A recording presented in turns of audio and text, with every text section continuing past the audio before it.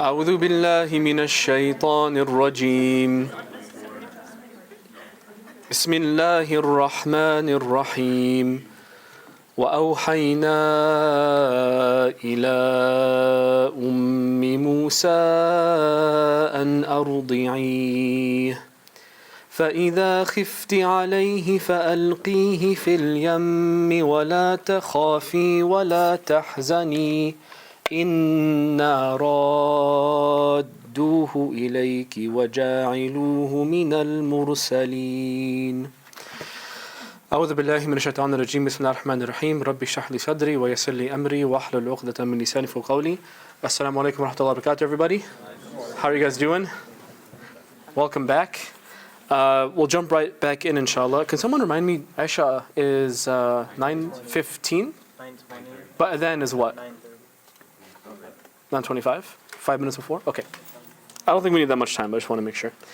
So, bismillah, jumping back in from where we left off last time. So, we're talking about the story of Musa alayhi salam through the way that Allah tells the story, okay? That was the focus. Behind me on the screen, you'll see kind of an overview of, if you want to collect the catalog of Musa alayhi salam's story pre-water splitting, like during the pharaonic era, you can say, you can kind of put it into these three seasons of Taha, Shu'ara, and Qasas, each one kind of focusing on their own thing. Who remembers where we're starting, or we started? Qasas. So we started with number 28 with Qasas. If you want, I recommend you open up and watch as we go. You can kind of read as we go. Students here, Layla, Hannah, Adam, if I'm missing anyone, Adam again, I would please actually, I'm going to force you, open up and look at Qasas while we're going, please. Thank you very much. So you can see what we're talking about. And for you guys, I'm going to point out some things that will make more sense to you guys, inshallah. Then, anyone else here from class? You four. Okay, good. Four, oh, five. Sorry. All right, bismillah. What we covered last time was the introduction to the story of Musa and Fir'aun. Allah set the stage of basically what was behind me. Allah set the stage of what the environment looked like that Musa alayhi salam was born in and raised in. Where essentially you have the elite Pharaoh, inna Fir'auna ala fil ard, Allah says, that the Pharaoh was imposing, he was high against all the people in Egypt. And he was sort of, obviously the most wealthy class of the time. I'll remind you that even historically, Egypt was not just a period of wealth, it was the period of wealth. To the point where even if you look at a dollar bill, what do you see? A pyramid. Like they were a symbol of wealth and strength that we literally still remember today. And this is like the power of Fir'aun, right? So this was not just power that he imposed on the world in that time, but power he imposes on the world 3,000 years later. We still look at him and be like, we want to be as stable as his pyramids, essentially. The dollar is as stable as the Pharaoh's legacy is essentially what we're saying by printing it on our bills. And Allah painted a picture essentially of how he did this. And the two main ways he did this, where he achieved so much power, is number one, Allah mentions, وَجَعَلَ أَهْلَهَا شِيَعًا, if you remember, okay? He broke up the people into groups that hated each other. That's what he did first and foremost. So the elite guards, maybe they hated the slaves. And the slaves hated the people in the suburbs. And the people in the suburbs hated the guards. And the people in the suburbs also hated the slaves. And we're going to learn later on, by the way, that even in these different groups, like for example, the slave race of Bani Israel, the slave race of Bani Israel, we're going to learn later on, he actually chose a plant among them to sow discord even amongst the Muslims. So not only are these the three groups that he used, but he even made the groups kind of hate each other. And what's the number one benefit of doing that? The divide and conquer. Yeah. And then the second thing that he did was physical, you can say. يُذَبِّحُ أَبْنَاءَهُمْ وَيَسْتَحْيِي نِسَاءَهُم. That he killed the baby boys, and we know that it was every other year, and then he humiliated their women, which I don't want to go in detail again. I think you get the idea there, right? So women were kind of like the birthing machines, and men were for the workforce, but so they don't get too rowdy, you slaughter them. And then, by the way, to mess with men, who do you mess with? Women. So that had a psychological impact on the men as well. That was not just for fun. You have loose policies, like we see in a certain country nowadays, by the way. You have loose policies when it comes to sexual conduct, and then what happens is, as a result, the men get demasculinized, if that's a word, but you get the idea. Emasculated, I think, is the word. You get the idea, yeah? And that's kind of, what's beautiful about this, about not the situation, but what Allah telling us a situation. I want to just pause and talk about the scene. Allah is basically, anyone into like politics here or like into political activism, or raise your hand out, actually I want to see you guys, or that follow this stuff, or world politics, anything like that. Raise your hand higher though, I want to see you guys. You guys especially, you need to pay attention to this story, not just what we're talking about, but like read this on your own. Because what Allah's doing when He talks about the Pharaoh is He's giving a template of what dhulm looks like in the world. When someone's a zalim, an oppressor, a tyrant, a dictator, whatever, you will see them use this exact playbook in one way or another. They are going to break up the population into political factions, and they are going to murder and rape and commit genocide. But the genocide, you got to keep in mind, why these two things together? Committing genocide is risky business. It's really risky. Like if you do like a cost-benefit analysis of genocide, the benefit that you get is you can, you do whatever you want to a population, you can get their resources, you can kill them, you show them who's boss, whatever. But what's the risk of genocide? What's the risk? People will get upset. People get very upset. So you can see when you break them up into groups, number one, there is no humanitarian effort that's going to care enough to be like, this is wrong, we shouldn't be doing this to the slaves. There is no such voice anymore. That's number one. Number two, when you break up the slaves that you're genociding, they're too weak to rise against you because there's tafriq, right? They're broken up into pieces. And when they're broken up, they can't rise against you. So what I'm trying to say is Allah is giving you a template. This is how you go into the psychology of a tyrant. And I want to repeat from last time, how relevant is this today? How often do we see this today? This is cut and dry, exactly what's happening in Palestine, in Sudan, in Yemen, in Walid. It's the same story, different tyrants. For the past few, Allah's not just telling a story here, He's giving you a template. So one thing we should be paying attention to is, Ya Allah, we're here too. Are we not? We're here as well, right now. We are here now, immediately. We see this on Twitter every day. We see it on YouTube, on TikTok, whatever. Every day we're seeing either جَعَلَ أَهْلَهَا شِيَعًا or يُذَبِّحُ أَبْنَاهُمْ وَيَسْتَحْيِي نِسَاءَهُم. That's what we're seeing. What we've been seeing for a year and a half, for 75 years, for whatever country you're talking about, X whatever years, we've been seeing this. So now, for someone who's thinking about Quran and not just listening to a story, the question then becomes, Ya Allah, what do I do about this? You understand what He's giving you here? We need to pay extra attention because we're facing this literally right now. You understand, right? Okay. Allah paints the scene. And at the very end He says, وَنُرِيَ فِرْعَوْنَ, and we are going to show Fir'aun and Haman, his general named Haman, وَجُنُودَهُمَا مِنْهُمْ, and both of their armies, مَا كَانُوا يَحْذَرُونَ, the exact thing that they were afraid of. So you can think of Allah kind of panning into his face and you see a twitch in his eye. And He goes into his heart and shows you that actually he's showing this bravado, but in the inside, what does he feel? What does he feel? Fear. There's a reason he sets up this power, because he's afraid of something. I need to break them up for my own benefit. So he's exposing that fear.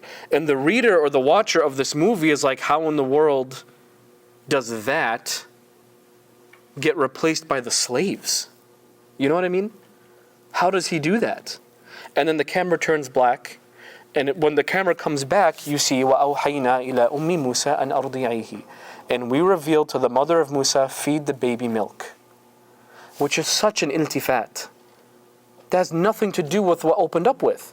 We opened up with he's slaughtering babies and he politically divided the nation, and we're going to make the slave race, we're going to make the slave race the leaders of the nation from now on, and we're going to show the oppressors exactly what they were afraid of. And then we told the mother of Musa, feed your baby. How do these two connect? First of all, I want to point out that 100% they do connect. There's always a connection. When Allah seems to do this iltifat and shifting narrative, there's always a connection. Let's really focus on this one. We revealed to the mother of Musa, feed the baby milk. What's happening in this part of the story is this is the year of the harvest. What do I mean by harvest? The slaughtering of the boys. So, and I want you to, wallah, even logistically, think of like the logistics of genocide, yeah? In this situation. Logistically, what happens is the guards get sent out into the slave quarters. So they leave from the palace, they go through the suburbs, they pass the checkpoint, which, by the way, can the slaves go past the checkpoint unless they have a hawiyah? No, they can't go past the checkpoint. They can't go into the rich people part unless they have a work visa that they're allowed to go in from this time until this time. And if they're found in these quarters outside this time, they're killed. And then they're sent back home. And they can't go this way because of the river, and anything outside of the checkpoint is basically just desert. So the guards rush into the slave quarters, and they go and they knock on doors, and when they're causing a fuss, who's crying?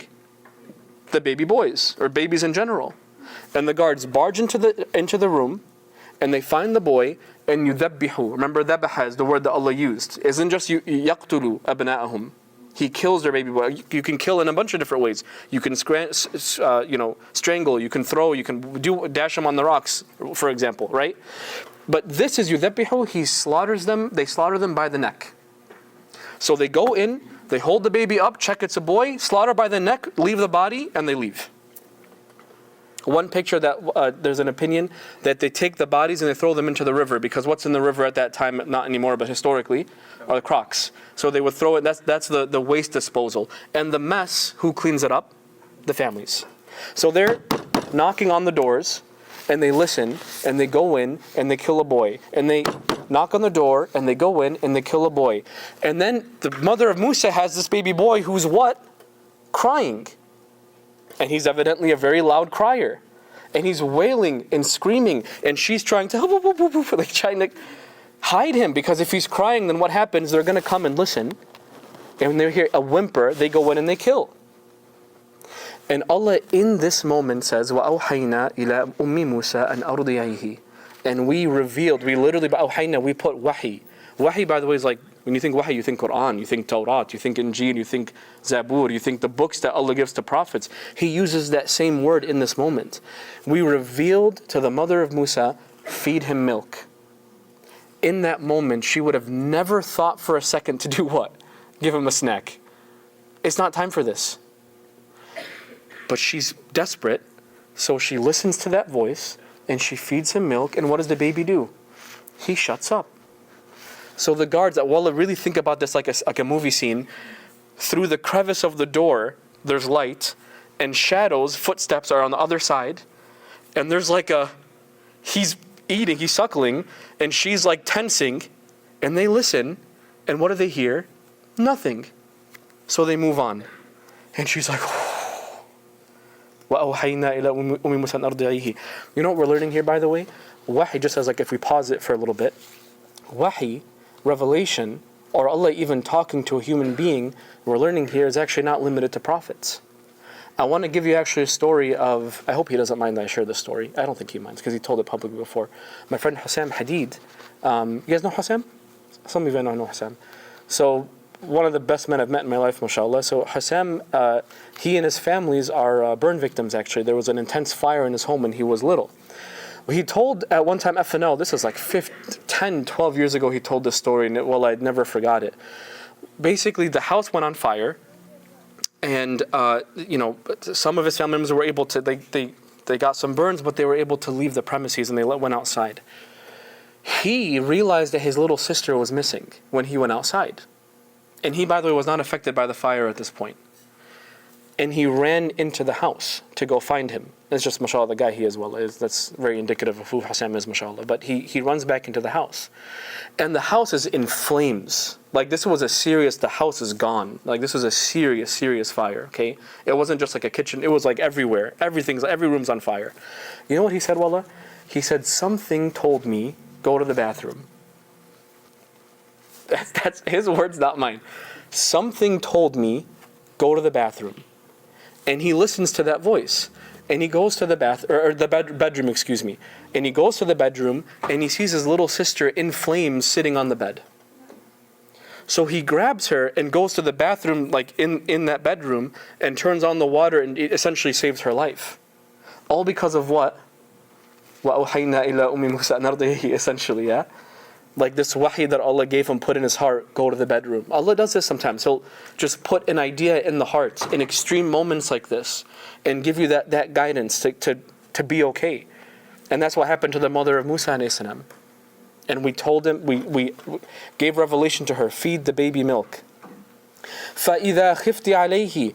Then all of a sudden when you're afraid for him again, because obviously this solves the problem in the short term but not the long term. So when it happens again that you're afraid for him, فَأَلْقِيهِ فِي الْيَمِّ. Then throw him in the river. And we know this is a classic part of the story. This is again something she would never have been able to think of on her own. But this voice talking to her already helped her out in the short term. So what kind of, Allah already won her trust, you can say. So when it says فَأَلْقِيهِ فِي الْيَمِّ, something you tell to any other mother and she's like, no. This mother is like, yeah. So we know, by the way, in season 1 from Taha, this is season 3, in season 1 we learned that she puts him in a box and she throws him in the river. But here's just فَأَلْقِيهِ فِي الْيَمِّ وَلَا تَخَافِي, meaning she's at the bank of the river, she's standing right here and she's holding this baby in this box and she's afraid for him, and this voice is telling her what? Throw it in the river, and she doesn't want to do that. So what the wahi Allah gives her is وَلَا تَخَافِي, and don't be afraid. So she throws him. وَلَا تَحْزَنِي. What do you think she feels after she throws him? Just, sadness is a terrible word for it even. Just gutted, depressed. And Allah says وَلَا تَحْزَنِي, and don't be sad. وَلَا تَخَافِي, and she throws him. In the aftermath, she's walking away, and you imagine, wallah, the tears streaming down her face, but she can't even scream. And why can't she scream? Because they'll know. And they'll hear. What's she yelling? What's that slave yelling about? And they'll see the box, and be like, no, go get that box. And they'll fish him out, and what will they do? They'll kill him. She can't even scream. How in the world she handles this emotionally, we learn in a little bit. Right now, all Allah tells her is وَلَا تَخَافِي, and then when she finally throws him, وَلَا تَحْزَنِي, and don't be sad. إِنَّا رَادُوهُ. Allah gives an extremely strong promise here. إِنَّا حرف نصب رَادُوهُ إِلَيْكِ. We are absolutely going to return him to you. Now, one way you can say this, إِنَّا نَرْدُدْهُ إِلَيْكِ. نَرْدُدُهُ إِلَيْكِ. We will return him to you. That's the fa'il. We'll return him to you. Allah makes it an idafa. Inna raduhu. We are the ones that are going to return him to you. We are his returner. We are his returner. And he uses we as if it's like a king speaking in a courtroom. We are his returner. Don't even worry about it a little bit. Inna raduhu ilayki. I can't help but think, by the way, sometimes Allah uses the mad, Sometimes he uses like inna raduhu ilayki, which one you can think of as like this is like an absolute promise from him. Like when you talk to someone in your series, you elongate sometimes. I swear to God, if you do that one more time like that, you know what I mean? Like you elongate, and when you write it in English, it looks the same. I swear to God, if you do that one more time. But because you go one, and e. It adds meaning. Inna raduhu ilayki. I swear I'm his returner. I'm going to bring him back. And I can't help but wallah even imagine that while that med is happening in my mind, the basket's being thrown. Because by the way, alqihi fil yam is not place him in the river. It's throw him in the river. Because placing him on the bank wouldn't be enough for this plan. Because he'll get stuck along the way. No, throw him into the middle of it. Alqihi, to throw something, not place something. Throw him in the river. And while it's in the air, inna raduhu ilayki waja'iluhu min al-mursalin. And we're the ones that's going to return him and make him of the mursalin. Mursalin means two things. What's one meaning for mursalin? What's an obvious one? We're going to make him a messenger. You know what the other meaning is? We're going to get him delivered. Because that's technically what that word means. A thing that gets delivered is a mursal. The messenger is something that's delivered to a people. A messenger is a delivered person, a delivered thing from Allah. So Allah is saying, we're going to deliver him. Now you and I know, spoiler alert, but where does he get delivered? The palace. He doesn't tell her that part. He just says, we're going to deliver him. which she might interpret that as delivered back to who? Back to her. But Allah knows what He meant, and He hides the part that she can't handle in that moment. And this is, by the way, such a beautiful thing about Qadr. I want to remind you, when Allah opens up this movie, what is the thing He says in the beginning? لِقَوْمٍ يُؤْمِنُونَ. This is for a people to increase their faith. That's the whole point of this story, to increase their iman. By the way, you know what Allah is also doing here? Because I told you the story of the Pharaoh is a template of dhulm, it's a template of oppression. And Allah is now tying that one of the main ingredients to going against oppression is actually what? Iman. Faith is one of the necessary components to get rid of an oppressor. How do you deal with slaughter and genocide and mass rape and political strength and propaganda, which we're going to learn about Fir'aun's propaganda. It's very strong later on, inshallah. Extremely strong propaganda. We're going to learn that together later on. But what's the number one ingredient? Is actually قَوْمٍ يُؤْمِنُونَ, for a nation to have faith.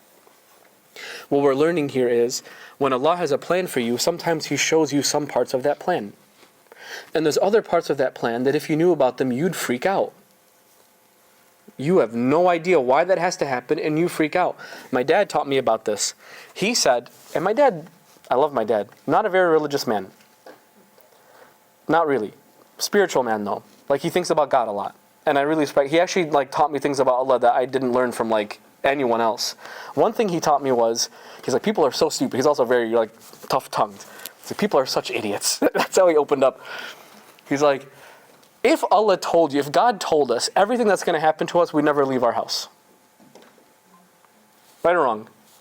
Like if you knew on this day, May 3rd at 8:37 p.m., you're going to get hit by a car. And that has to happen, because if that happens, something amazing will happen a year later or 10 years later for your kids or something like that. It has to happen that this happens to you, so that later on this other amazing thing happens for you or for someone else. If you knew that, guess where you'd be? You'd be at home right now, hiding in your bedroom, and even while you're there, a car's going to fly through the freeway and ramp into your second floor and hit you, because it has to happen anyway. You would never leave your house. There are certain things Allah won't tell you, because you'd freak out if you knew. وَجَعِلُوهُ مِنَ الْمُرْسَلِينَ. We're going to make him delivered, but I won't tell you where. I'll let you think what you think about that, but I know where he's going to be a mursal too. فَالْتَقَطَهُ آلُ فِرْعَوْنَ. So the baby flows down and down and down and down until he enters into this garden space that the people of Pharaoh enjoy outside the palace. فَالْتَقَطَهُ, by the way, who picks him up? Iltaqata, by the way, is to pick up something that you don't know if it has value. Like you stumbled upon it and you're like, what's this? That's iltaqata, right? Alu Fir'aun, the people of the Pharaoh. Now, al is an interesting word, because it can both mean the group, like the people of the Pharaoh, which the people of the Pharaoh include who? The guards and his political faction and his right-hand man Haman, and also could also include his family himself. So his wives, multiple wives, his kids, whatever the kids, he had kids also. We know a story of one of his daughters, who's a psychopath, mashallah. But we know that he had family, extended family, multiple wives, children, whatever. So both of them, you can say by using the word al, Allah is saying that both these people, the guards, the political evil side, and his actual family, but specifically his wife. Allah is not saying his wife found him. Allah is saying his what found him? His people found him. His al found him. But we know specifically who picked him up. The wife. But Allah doesn't mention the wife yet. So you can imagine the guards picked him up, and they see this boy that they can tell just by the skin color what kind of boy is he. He's a slave boy. And this is the year of what? The year of the harvest. So what do they get ready to do? Oh, I guess we missed one. And they get ready, and the wife of Pharaoh's like, no. And she picks him up. فَالْتَقَطَهُ آلُ فِرْعَوْنَ. By the way, Allah doesn't stop there. لِيَكُونَ لَهُمْ عَدُوًا وَحَزَنًا. So that he can be for them, meaning the people of the Pharaoh, عَدُوًا, an enemy, وَحَزَنًا, and a source of grief.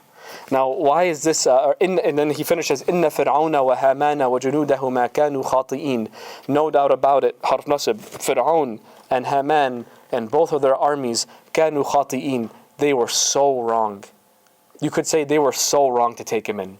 They made a huge mistake taking him in. But I want to talk about this, عَدُوًا وَحَزَنًا. Really think about this. Even today, that skin color can be used a lot sometimes in certain parts of the world, especially to kind of tell who's rich and who's not. Yeah. So a lot of the time, when people are lighter skinned, it's because they're a lot more comfortable. They don't have to be out in the sun. Just even just anatomically speaking, like with skin and just natural reaction. So over a large period of time, the people that enjoy a roof over their heads and they enjoy gardens and they enjoy whatever, they don't have to work in the summer heat, they get more and more progressively light-skinned. And the people that have to burn in the sun and work in the heat, they get more and more what? Dark-skinned. Just by, you can say, if you want to call it evolution, fine, I don't care, whatever.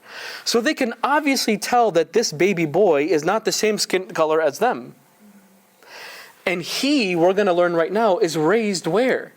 In the palace. And who has to see him get raised in the palace? Al-Fir'aun. Not just the family of Fir'aun, but the guards of the Pharaoh and the politicians of the Pharaoh and the right-hand man of the Pharaoh are going to see this baby boy play with their toys and eat their food and go to the bathroom where they go to the bathroom and sleep in a bigger bed than them and get treated like royalty. And where should he be? Out in the fields like all the other slaves. But he's here and I have to guard him. He's here and I can't do anything to him. And that, what do you think happens to them over the period of years of taking care of him and watching over him? Aduwan wa hazanan. Just hate. And hazan. Go ahead. I have a question.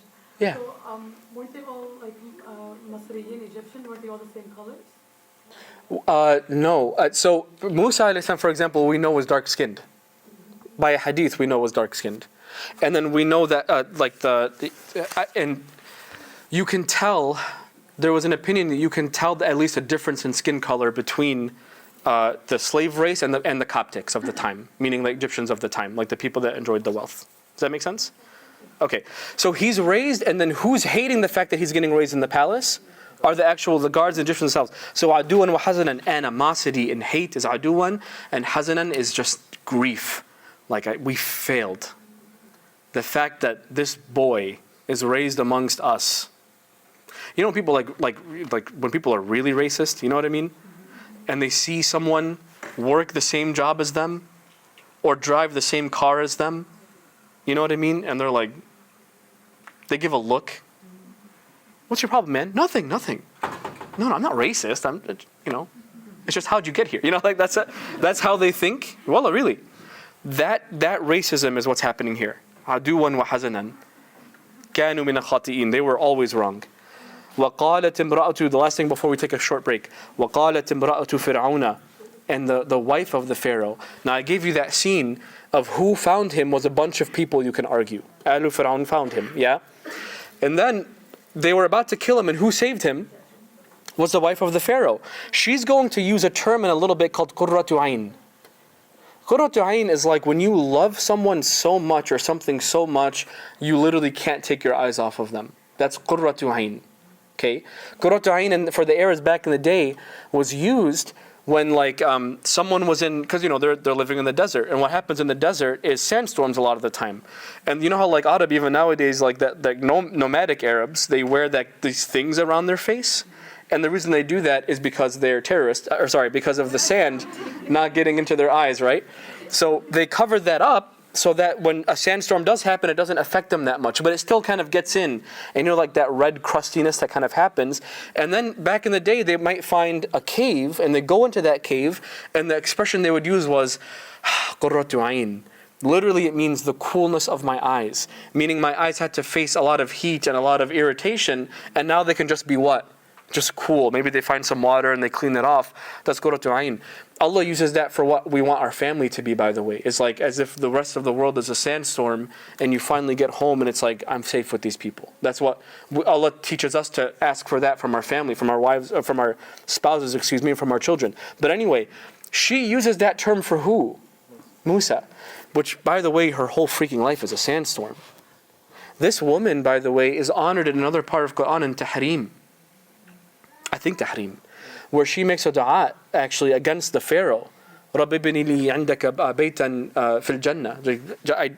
All I want, Ya Allah, from you. She's like one of the only the only believer amongst the family of the Pharaoh. And he obviously had many wives and many children and a huge progeny and all this extended family.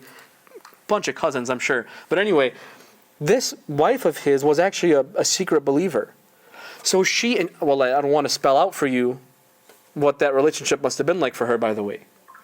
He did a lot when he found, because there's stories that we have of the Pharaoh finding out that someone that lives in his palace believes in God. We have stories of what he does when he finds that out. And I'll tell you that story later, but for now I'll leave it to the imagination, and it's probably worse than what you think. So this wife of his, you can imagine how terrible he was to her. I'll let you fill in those gaps. And women in that society also were just kind of treated like cattle, essentially. So when she was by herself, she was like, Ya Allah, I just want a house next to you in Jannah. That's all I want. Allah captures that secret dua that she would make when she's away from her husband. And he honors her in that way.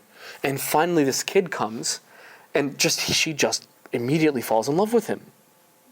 And she says what phrase? Qurratu ayn. You're like the coolness of my eyes. It's as if my whole life I'm in a sandstorm, and now I finally get this beautiful thing in my life. I'm surrounded by nothing but filth and evil, and I get this beautiful little thing now for me. Qurratu ayn. So when the guards are like, ma'am, if I can borrow him for just a second, because I have to, she's like, no, what are you talking about? And she storms into the palace. And you can imagine in the palace there's like official business, like a meeting or whatever happening, and she just kind of barges in and goes straight to the Pharaoh himself and shows him the baby. And she says, وَقَالَتْ إِمْرَأَةُ فِرْعَوْنَ قُرَّةُ عَيْنٍ لِي. He's the coolness of my eyes, look at him. And then he looks at him, he's like, oh. And he loves him too. Because you know what she says? وَلَكَ. And for you too, look at him. You can't keep your eyes off him either. قُرَّةُ عَيْنٍ لِي وَلَكَ. By the way, I want to pause. In season 1, we learned something that we don't learn here. Allah says in season 1, He lists like a bunch of stuff that He gave Musa as a gift. Like Allah, to reaffirm him, because He's sending him on a mission to go topple the Pharaonic government, which is huge. And then he gets freaked out. So He kind of calms him down, Allah. And then Allah gives him a list of things of like, look, I've helped you before. And here's a bunch of stuff I did for you. And in that list, we learned something that didn't make sense in season 1, but now in season 3 makes sense. You know what He says? He actually uses a word that literally is only used once in Quran, and it's in Taha in season 1. وَأَلْقَيْتُ عَلَيْكَ مَحَبَّةً مِنِّي. And I threw onto you a special, unique kind of love. Mahabba is only used once in Quran, it's in season 1, it's in this ayah I'm telling you in Taha, not here, in Taha. It means a special, unique kind of love. Mahabba. Hubb is love. Mahabba is like a special, unique love. And Allah is saying, and I threw onto you a very special, unique love that could only have come from me. Mahabbatan minni. Now in season 1, we as the reader, Musa knows what Allah is talking about. We're like, what is this special love stuff? What the heck is that? What is this? Now we're learning this is that special love. That this evil genocidal dictator is looking at a Bani Israeli baby, that he knows what he is. And what's in his heart? Love. قُرَّةُ عَيْنٍ لِي وَلَكَ. You can't keep your eyes off him either. لَا تَقْتُلُوا. Don't kill him. She sneaks that in while he's distracted. Don't kill him. And he's still distracted. So she sees that, and she keeps going. And she goes, Asa an yanfa'ana. Maybe he'll be of use to us. And then he's like, and still looking at him. أَوْ نَتَّخِذَهُ وَلَدًا. Or maybe we can adopt him. He goes, sure. And he's adopted. This mahabbatan minni, you see? And now he's literally, by the way, what we know from the beginning of the story, because we know how the story ends, because Allah, even if you never heard the story before, what does Allah say in the beginning of this story, the intro sequence? What does He say? We're going to show him exactly what he's afraid of. And in this story, what the Pharaoh feels on the inside is what? Love. But actually what Allah is actually showing him is what? The thing that he was afraid of. It's so funny. This is literally a comedy in the Quran. We're going to show him what he's afraid of, and He literally shows him face to face what he's afraid of. He has no idea that what he's looking at is the kid that's going to grow up to be a man to come back and topple his government. He has no clue. This is where you have like a Luke Skywalker situation, by the way. Literally, because you have Musa's stepdad is the genocider. Musa's stepdad is the Pharaoh. And the Pharaoh's stepson is the one that's going to come back and destroy him. He dies because of his baby. His death is because of this baby in a few years, not even that long, a decade or two maybe, and he dies because of this baby. But right now, what does he feel? Amazing stuff. Subhanallah. Anyway, we'll take a quick, maybe 4-minute break. So 8:54. Go ahead and enjoy some coffee, some donuts and stuff, and we'll come back, inshallah, and continue with the rest of the scene, inshallah, okay? أعوذ بالله من الشيطان الرجيم بسم الله الرحمن الرحيم ربي اشرح لي صدري ويسر لي أمري واحلل عقدة من لساني يفقهوا قولي. All right. We have now in the story one new stepmom, you can say, who's extremely happy. قرة عين لي, right? Wasn't there a mother earlier in the story that was not very happy? So the camera now sort of pans out of the palace and goes back into the slave quarters and into really even the heart of the mother of Musa alayhi salam. So here's what happens next. Allah does this camera shift, this pan shift down back into like the slave quarters. وَأَصْبَحَ فُؤَادُ أُمِّ مُوسَى فَارِغًا إِنْ كَادَتْ لَتُبْدِي بِهِ لَوْلَا أَرْبَطْنَا عَلَى قَلْبِهَا. It's interesting here actually. Before I want to just tell you the English, but here's what I want to show you. This is one of the kind of the miraculous things with word usage in the Quran. It's really beautiful. You guys know both these words, by the way, fu'ad and qalb, or you should by now. Or I'd be very upset. But so we have this ayah behind me is kind of like the next scene in the story. The camera pans away from the stepmom of Musa, and into now back to the actual biological mother. And Allah basically says, and the fu'ad, by the way, and the Arabic in here, they both mean heart. So I should mention that. Fu'ad and qalb, if you read an English translation, fu'ad is heart, qalb is heart. Now what's the problem with that, obviously? In Arabic, they're two different words. So why are they being translated exactly the same? But if you read any translation, any translation will probably cite both as just the word heart. So I'm going to just not translate them and I'll go back into the difference. And the fu'ad of Musa's mother became empty, farighan. Farighan means to be void of something, to be empty of something. Like when you gut a fish and take away all the guts, it's now farigh. So, for example, when you think about this emotionally speaking, it makes a lot of sense. She first started with a lot of anxiety. That anxiety, after she did the thing that she had to do, became a lot of what? Depression, because that's where la tahzani came in. And then eventually, people cannot handle being that depressed and that shocked for too long. So then what happens is a lot of numbness, feelings of emptiness, feelings of like, I can't take this anymore.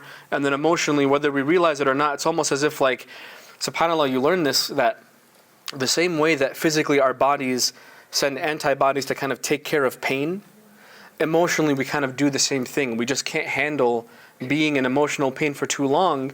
So what happens usually is a lot of like numbness or some sort of behavior, some other sort of thought that just take us away from that feeling. And this is sort of what happened here. وَأَصْبَحَ فُؤَادُ أُمِّ مُوسَى فَارِغًا. She just, her heart, not even her heart just became empty, farigh. There's nothing left in there anymore. You can kind of expect someone whose heart is farigh is like, you go like this and they can't see and they don't speak and they just can't do anything. They're just so emotionally distraught that they can't live life anymore. That's the state that she entered, that Allah is saying here. So it's so interesting. An elated mother, a mother that dealt with so much pain and now has so much joy. And then you have a mother that dealt with so much joy because she had the baby and now so much pain. So like this dichotomy is now being kind of painted. This picture is being painted against these two. But anyway, she would have gave him away. In kadat latubdi bihi. She almost gave him away. What does that mean? She could have been so overwhelmed by these feelings, by being so farigh, her heart being farigh and so emptied out, that she could have screamed, my baby, and then people would have found out and taken the kid and killed him. She almost gave him away. Had it not been that we tied down her qalb, litakuna min al-mu'minin, so that she can be of the believers. We learned that sometimes Allah takes the same way that you kind of take a coal, or you take, like a coal, and you can make it into not a coal. What do you turn into diamonds? Is it coal? Yeah, and you pressure it and you take it into a diamond. Allah sometimes what He does, if you stick to belief, you stick to your iman, and you have these intense moments of like emotional distraughtness, just emotional pain. Allah, if you keep your, mashallah, don't be sorry at all. I'm happy she's here. MashaAllah. May Allah make her of the salihin, salihat, inshallah. What was I saying? Oh yeah, Allah takes these moments of just being extremely emotionally distraught and just resolves it for you. So let me go back into the words. Why does Allah use the word fu'ad and then the word qalb if they both just mean heart? It's so interesting. I want to tell you now, the basic word for the word heart in Arabic is what? You probably might know. Is qalb. That is actually, qalb by the way means something that turns, because your heart is constantly, you're never just feeling the same every day. Your faith is also going up and down every day. Your heart's constantly turning. You know, you might hear in Salah, for example, قَلِّبُ قُلُوبُكُمْ قُلُوبَكُمْ, excuse me, إِلَى Allah. You might hear that before Salah, meaning turn your hearts. Turn that thing that turns and turn it to Allah. It's kind of what you're hearing when you hear that. But that's also just kind of the default word. Okay? Fu'ad means heart, but fu'ad is actually a heart that's really emotional. This word, I think the word might be fa'id, I forget what other word. But there's a similar word with the same root letters that's used when you're like roasting weenies or roasting like meat over a fire. While it's roasting, it's actually a word similar to fu'ad. So a heart that's on fire, a heart that's extremely emotional, either emotionally extremely happy, extremely sad, extremely angry, whatever the case may be, you would call that heart not a qalb, but a what, everybody? A fu'ad. So it makes sense that in the beginning, she was extremely emotional. So Allah says her fu'ad, her extremely emotional heart became emptied out. And then after he tied it down, what did it become? A normal qalb. It's like he solved the fu'ad problem by the end of the ayah. And that's why it wouldn't have made sense to call it qalb in both instances or fu'ad. It started as a fu'ad, but he turned it back into a qalb. Meaning he gave her emotional stability in this moment, by the way. Here's one thing we're learning. And we learned that Allah does this in times of emotional instability. That when you turn to Him, you trust Him, He literally, by the way, to tie down the heart is imagery. Because what we think about, like, why do you tie something down? It's almost like tying down an animal. Because you're afraid this wild animal is going to run loose, and who knows what my heart will do if it runs loose. So Allah says, I tied it down. I made her firm. لَوْلَا أَرَبَطْنَا عَلَى قُلُوبِهَا لِتَكُونَ مِنَ الْمُؤْمِنِينَ. It's beautiful. I love when Allah uses words like this and like He swaps them out. It's very beautiful, mashallah. She kind of comes to, and she's able now to say, now that she's kind of like back to her normal emotions, وَقَالَتْ, and kind of back to her bearings, وَقَالَتْ لِأُخْتِهِ قُصِّيهِ. And she said to his sister, Musa's sister, قُصِّيهِ, follow him. That's it. Those two words, follow him. قُصِّيهِ. Okay? Follow him. And it's a really amazing thing if you stop to think about it, what happens next. فَبَصُرَتْ بِهِ عَنْ جُنُبٍ وَهُمْ لَا يَشْعُرُونَ. This actually kind of takes us in the past a little bit from what we learned a little bit ago. As this cradle or this box, it's actually a box, travels down the river, before in the previous scene, we're seeing the box and the camera's following the box, and it goes to the palace of the Pharaoh, right? But now this time it replays that. You know how movies do that sometimes, where they replay the same scene, but they give you a different angle to give you more info. I didn't know that was happening then too. That's crazy. He was there? You know, like, she's the one who lit that, or whatever the case may be. So he zooms out the camera, and not only is the box going down the river, but فَبَصُرَتْ بِهِ عَنْ جُنُبٍ. She's walking alongside the bank of the river. عَنْ جُنُبٍ could be, it means on the side. So it could be that she's following him on the side, meaning on the side of the river, but فَبَصُرَتْ بِهِ عَنْ جُنُبٍ, meaning she's watching him from the side. So she's just pretending like she's doing nothing, just going for a stroll, just a little girl. Like, who cares about a little girl in this year of the harvest? Who cares? And she's walking down the river, and to the guard's perspective, it's just a little girl. Maybe she pretends to skip a rock, maybe she pretends to kick something, or pretends to play hopscotch, or whatever she does as a little girl, because an junubin means that she didn't give away that she's watching something. The mother said, follow him step by step, is actually technically what that means. Meaning, go be right behind him. But this little girl was smart enough to know, if I do that, what happens? They see the box. So she kind of plays dummy. She plays dumb in this moment, where she's on the side, and she's walking into the guard. You might even see from the guard's perspective, look at this little stupid girl. But from her perspective, she's skipping, but then he's good. He's good. Until it gets to a point. What point can she not follow anymore? Right around, no, she passes the checkpoint right around here. Right around here. She sneaks past security somehow, and she gets to the palace. And she can't go into the palace, but she's looking inside, and they're freaking out. And all these women are freaking out. And why are they freaking out? وَحَرَّمْنَا عَلَيْهِ الْمَرَاضِعَ مِنْ قَبْلِ. And we made haram for this little boy any other milk. They're trying to feed this kid. This is again, Musa's crying in the beginning, and he's crying again now, by the way, alayhi salam. Because he's crying for milk, and Allah is literally saying, I made all milk haram for him. By the way, he says min qabl.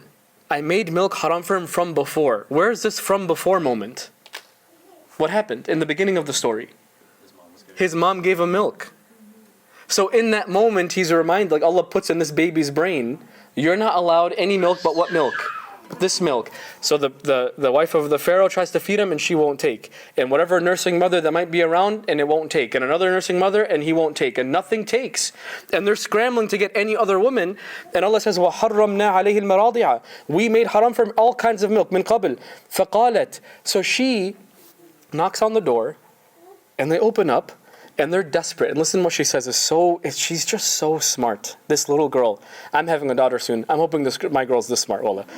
By the way, I want you to notice a theme. Listen, really.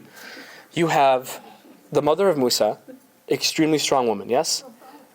The Pharaoh's wife, another very strong woman. This little girl, another strong little girl. There's a theme in this, and it's not over yet, there's more women to come. But in this version of this kind of like camera angle of the story is a theme of extremely strong women. Very smart, cunning women, actually. That isn't done with this part. There's actually more, a page or two later, with more smart women, mashallah. But you know what this kind of teaches us, what comes to our kids, and especially like our young girls, is that we're supposed to allow them, give them opportunity to be smart. What we do, especially as Arabs sometimes, is we, and I know we all know this, but there's the way that we treat women a lot of the time is, and we have this attitude of like, oh, well, there are pearls and we don't want to leave them out and who knows who's going to whatever and all this kind of stuff. This girl wouldn't be this smart if she didn't have a life outside the house. This was really smart what she did. If I was in that situation, I wouldn't even left the house. I'd be like, I'm not doing that. I'm not going to follow him. What are you talking about, follow him? What do you mean follow him? My legs would not move. Not only did she not even answer back, she left and she just masterfully played the situation. In a way that didn't give it away, but she still did exactly what she was supposed to do. She technically disobeyed her mom, by the way. Technically she did. She didn't do what the mom said, but she did do what the mom said. You know what I mean? She's just smart. And she wouldn't be that way if she didn't get a chance to leave the house, She's educated, she's smart. It's just a lesson that Allah kind of slips in about, especially mothers and daughters, by the way. How mothers should be with daughters, how fathers should be with daughters. Anyway, that's kind of a digression. She knocks on the door. فَقَالَتْ هَلْ أَدُلُّكُمْ. I see you have a problem here.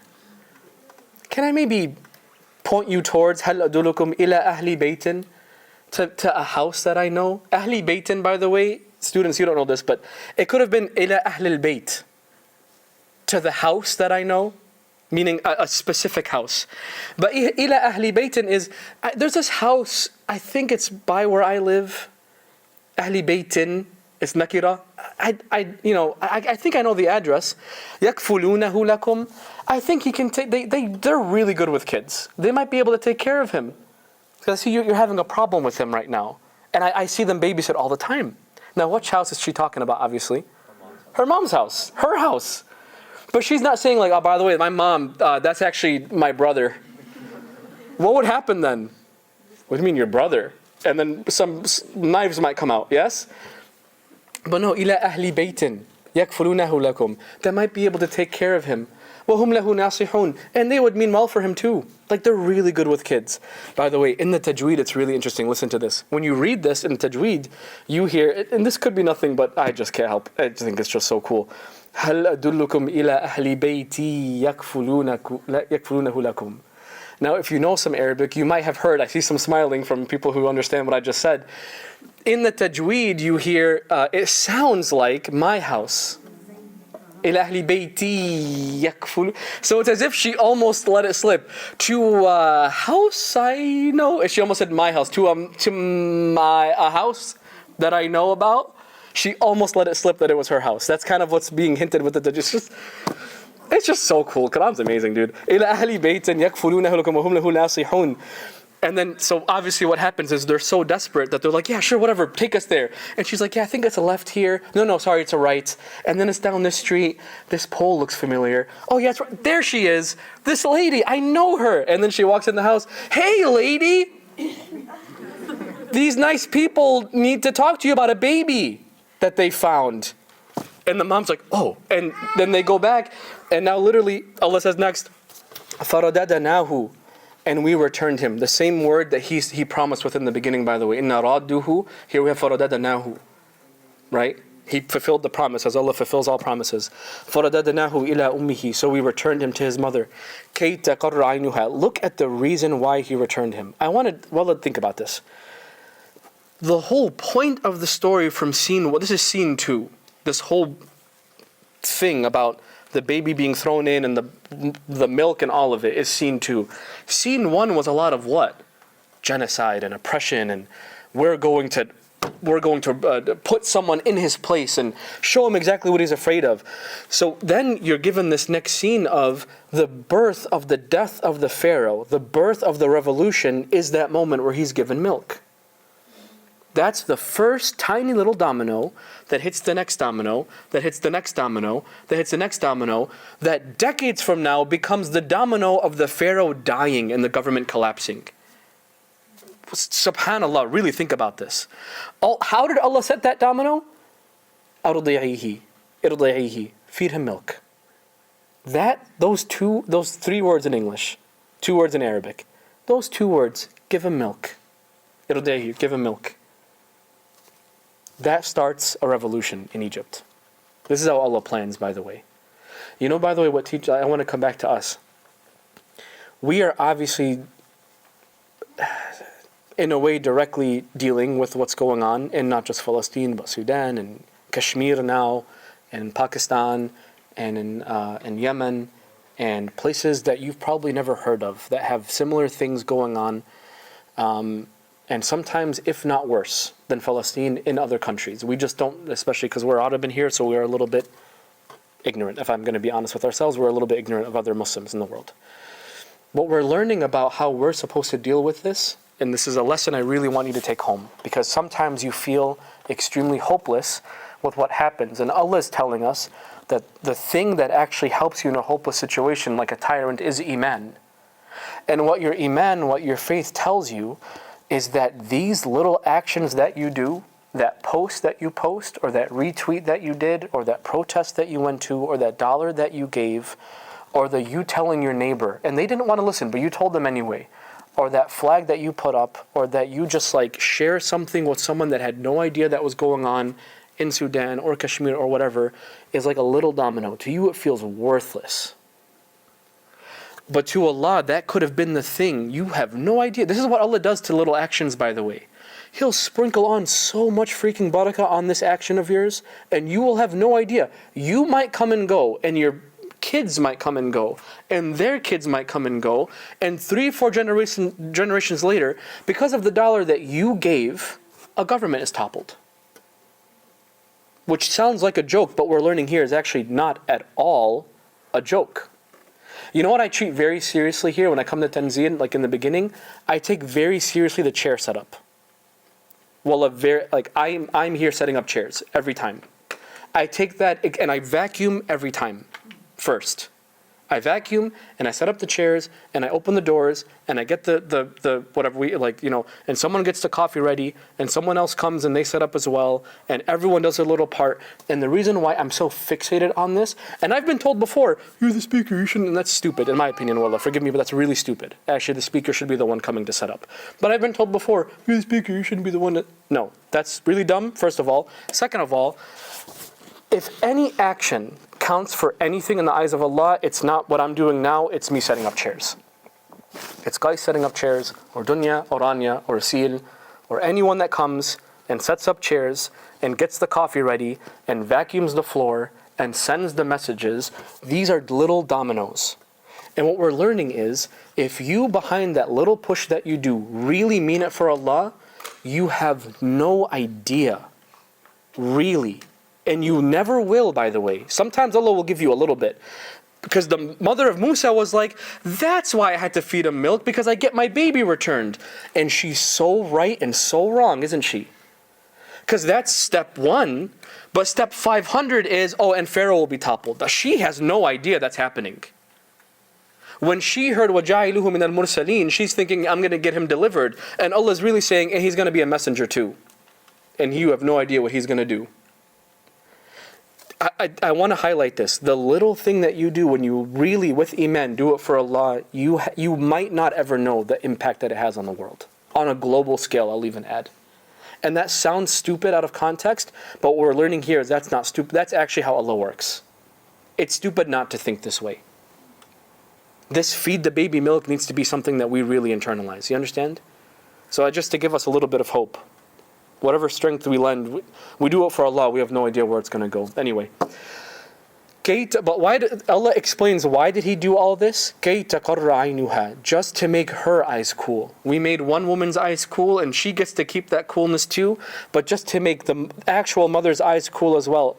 وَلَا تَحْزَنْ, and so she doesn't have to be sad anymore. She is now being raised as an employee of the palace. So her and her other older boy, by the way, now doesn't have to, because we don't know him now, but in season 1 we know he exists, and season 2, that there's another boy, an older boy involved. Musa has an older brother, not just an older sister. And he's spared from any other future harvest because now he's in the palace. That smart little girl, now she gets to be raised in the palace as well. Or at least invited back to the palace. So she not only gets her boy back, they're safe and they're set up for life. Because of this one moment of trust in Allah. A big moment, but one moment. وَلَا تَحْزَنْ, and she doesn't have to be constantly afraid or sad anymore. وَلِتَعْلَمَ, and so she knows أَنَّ وَعْدَ اللَّهِ حَقٌّ, that the promise of Allah is the truth, is true. وَلَكِنَّ أَكْثَرَهُمْ لَا يَعْلَمُونَ, and however, most of them have no idea. And this could mean 2 things, by the way. Most of them have no idea. It could mean number 1, most people have no idea that the promise of Allah is true. And most people truly, even now, don't know that that's the case. And secondly, back to the story, most of them don't know that she's the actual mom. No one, because she hides it. She's just an employee. And she hides the fact that she's the mom. By the way, by using أَكْثَرُهُمْ, most people don't know. That means that what? Some people do know. So some people are like, she really loves that. Oh. Wow, she does really good with him. Oh, okay. Some people know. SubhanAllah. I feel like I had something else to share, but I think that's it. How much time do we have? 3 minutes? Okay, we're not doing discussion today. Sorry. I want to do something else. Listen to this. Names. Listen, this is crazy, man. SubhanAllah. We'll take a pause. A new scene happens for next week. So scene 3, inshallah, next Tanzeel. I want to pause for a second though. Listen to this. First of all, Musa, okay? The word Musa is believed to be a Hebrew name. And that might be true. Musa in Hebrew is Mushay. Arabic and Hebrew are really similar. Musa, Mushay, right? Mushay in Hebrew is translated to mu, is water. Like we have ma, they have mu. And we have shay, and they have shay. So it means, shay means a thing. So mushay is like their idafa, by the way, and it's something in the water. Now why is that an appropriate name for Musa? He's literally something in the water. But listen to this. Does it make sense that the Pharaoh calls him Musa? Does that make sense that he calls him a slave name? No.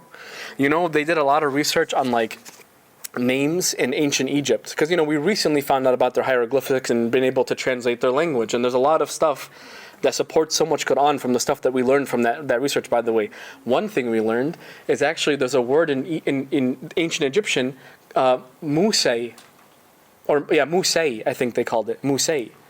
Musay in ancient Egyptian means little baby, newborn baby. In Arabic, that would be the word waladan. So when she came up and says, أَوْ نَتَّخِذَهُ waladan, remember that part? She probably said, أَوْ نَتَّخِذَهُ Musay. And they named him that. It's just, The way that Allah translates names is just, can I give you one more? The mother of Musa, we obviously don't know her name in Quran, right? In the Bible though, she has a name. The name in the Bible is Jochabat. That's her Hebrew name in the Bible, Jochabat. Remember I told you in this ayah, Allah says that He made her heart firm, He tied down her heart. Jochabat in ancient Hebrew is tough-hearted. The tough-hearted one. So it's just Allah translating names so beautifully. SubhanAllah. Anyway guys.